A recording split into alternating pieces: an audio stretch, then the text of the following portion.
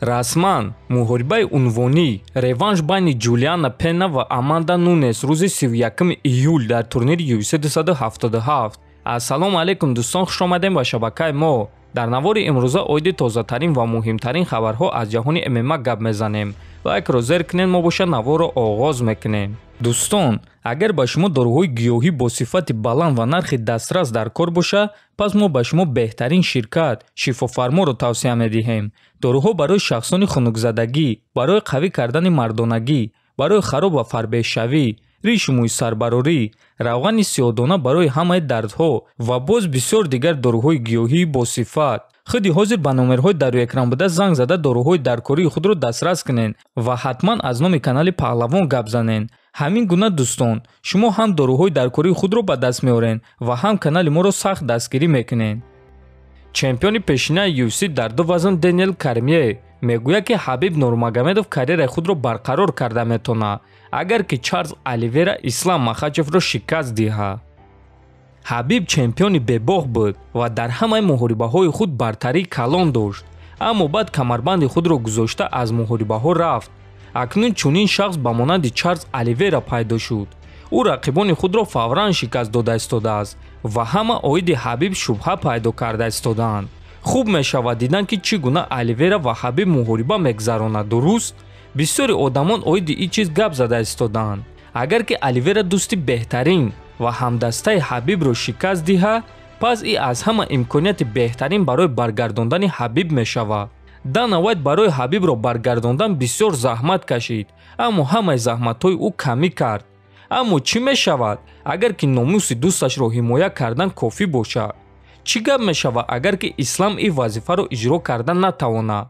ма фикр мекунем, ки ин яке аз сабабҳое ҳаст, ки бояд UFC муҳорибаи Ислам ва Оливераро ташкил кунанд, гуфтааст Кормие.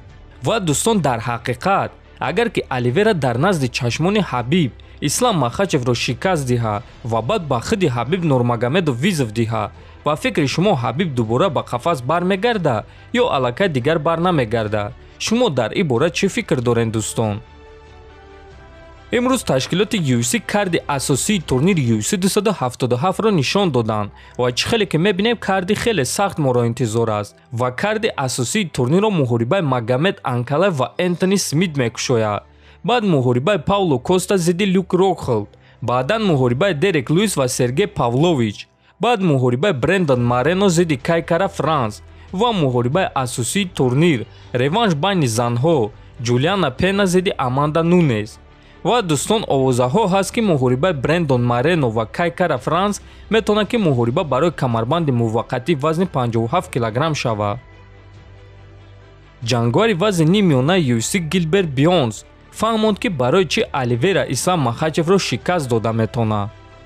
агар ки ман матчмейкер мебудам, пас аниқ муҳорибаи Махачев ва Оливераро ташкил мекардам. ин муҳорибаи хеле шавқовар аст. ман боварӣ дорам, ки Чарлз бо шарофати фишор, зарбазанӣ ва ҷуҷитсу Ислам Махачевро шикаст дода метавонад. Оливера барои вазни сабук хеле калон аст. ман бо ӯ акс гирифтам ва ӯ аз ман дида калонтар буд. ман ба ӯ гуфтам, ки эй бародар, ту хеле калон будаӣ. ман фикр мекунам, ки ӯ дар сатҳи дигар аст.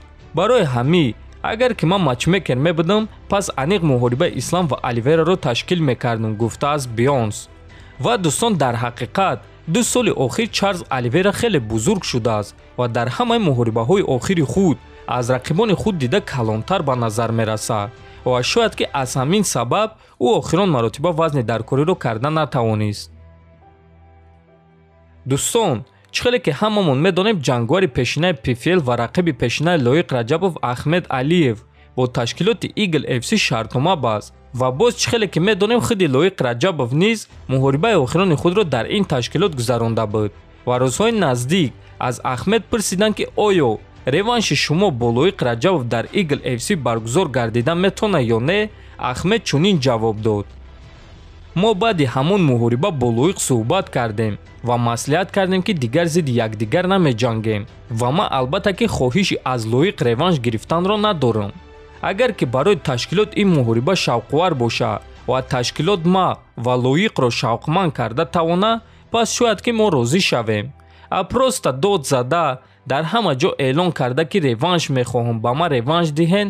Не, ман ин корро карда наметавонам, гуфтааст Алиев. хотиррасон мекунем, ки Ахмед Алиев ва Лоиқ Раҷабов дар қафаси PFL вохӯрда буданд ва Лоиқ Ахмедро дар якум раунд бо тариқи нокаути техникӣ шикаст дода буд.